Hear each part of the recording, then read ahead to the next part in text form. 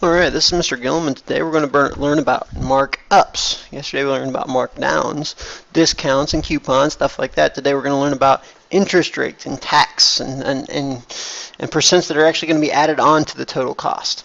So hopefully at the end of the day you'll be able to find the total cost if you were given something like an interest rate or a markup percent. So I talk about a markup. It's not ever going to be less than what the original price is. It's always going to be more than 100%. But the problem is, on our little charts that we've been using, the one whole thing still only represents 100%. We're still going to have 0, 10, 20, 30, 40, 50, 60, 70, 80, 90, and 100%. Alright, but we have to find how much on top of the total cost we need to find. So this chart's still going to be helpful for us.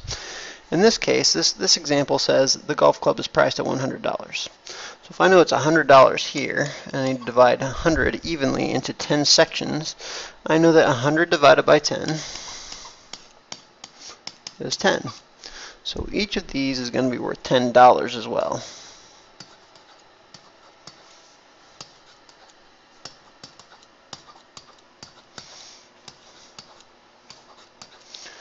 Alright, now in this specific example it says that we also have a 5% sales tax.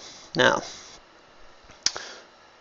it's not ever going to be less than 100, but the nice thing about this chart is I can still figure out what 5% is. In this case, I know 5% is halfway between 0 and 10. This is 5%. So 5% of 100 would represent $5. Now, $5 isn't how much I'm going to pay because that's way less than $100, and we actually need to be more than $100. So what I'm going to finally do is I'm going to take my original cost of 100, and I need to add the 5%, or the $5. So my total cost that I'm going to pay is $105.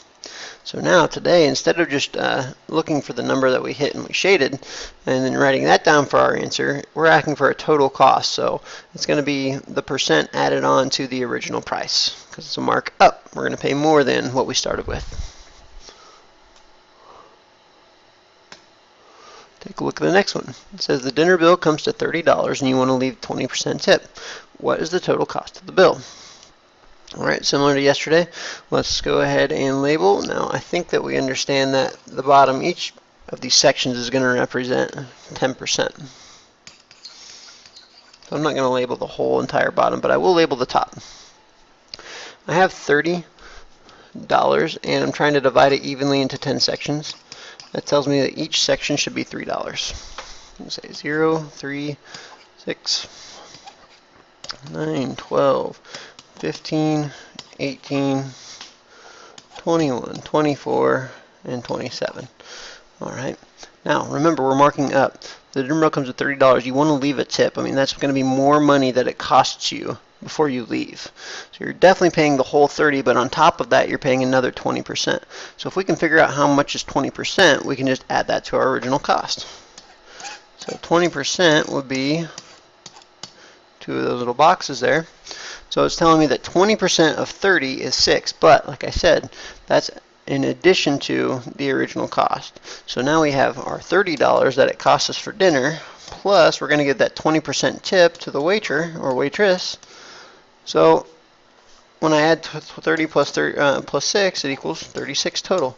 That's how much I'm going to have to spend by the time I leave the store. Alright, so we're finding the percent and we're adding it to the original total. This one says a retail store purchases a couch for $400 and marks it up 25% to sell.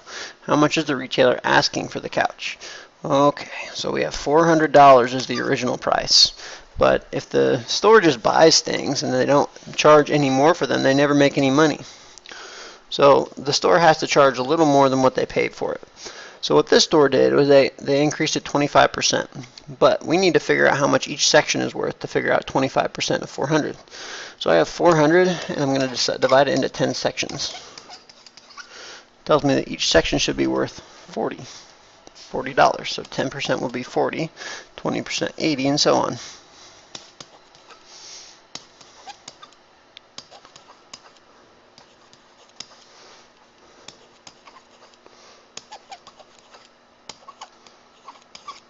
Alright, now in this case, we're looking for a markup of 25%. That's the amount of money they're actually going to make. Now this 40 is going to be tempting to be 25% somewhere in here. Remember, the percents are on the bottom. 0, 10, 20, 30. So 25% will be right in here somewhere. Okay, now it's halfway in between 80 and 120. It can be hard to figure out what that is. You can think, okay, well, what number is exactly in between 80 and 120? You can think, oh, that's 100. Or you can think, well, if I'm not sure, I can do 80 plus 120 divided by 2. That will be halfway in between. 200 divided by 2 is 100. So however you need to think about it, we're looking the exact middle spot because 25 is exactly between 20 and 30. So we need the exact spot between 80 and 120. So they're selling this couch for $400 plus, on top of that, the money they need to make, another 100 on top of that. It's a markup. Okay, so that's going to be their profit. So total, they're going to make, I shouldn't say they're going to make, they're going to sell the couch for $500. They're going to make $100 on the sale. On a cruise, items in the gift shop are subject to 10% sales tax. If you want to purchase a souvenir priced at $10, how much will it actually cost? Well, if this is $10, $0, 0%, 100%. First of all, I need to figure out how much each section is worth. So I have $10 divided evenly in 10 sections. That's 1. So 0, 1, 2, 3, 4, 5, 6, 7, 8, 9. Okay. I'm looking for 10% of that. Okay, sales tax is something that's going to be added on to your total. So if I have 10%, I'm looking 0, 10, 20. And this first little section here, 10% of the $10 is another additional dollar. So I'm going to pay $10 for the original, just how much the item costs, plus the tax money. In this case, 10% will be another dollar. So total, I'm paying 11 buckos for my souvenir.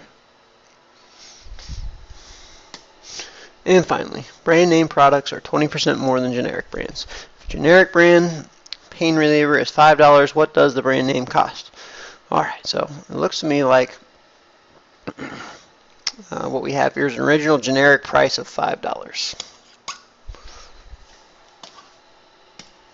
Oops. 0 and 100%. So this will be a little trickier. I'm starting with $5 and dividing it evenly into 10 sections. In this case, well, let's just do a half. Because we're talking about currency or money, what's a half of a dollar is really 50 cents. So let's label it as decimals, even though we're starting as fractions. 0.51, or 0.50 for money. 1.50, 2, 2.50, 3, 3.50, 4, and 4.50, 5. So it says in the problem that we want 20% more of the generic brand cost. So remember, the bottom is the percents here, 10, 20, there's my 20%. It looks to me like 20% of the original 5 is $1, so I'm going to pay the $5 for the generic brand, plus I'm going to pay another additional for the name brand, another additional $1. So 5 plus 1, $6. That's going to be the total cost. And that's it for today. So hopefully you can calculate the markup price, or the tax price, or any price of a given object given the original price. And that's it for today.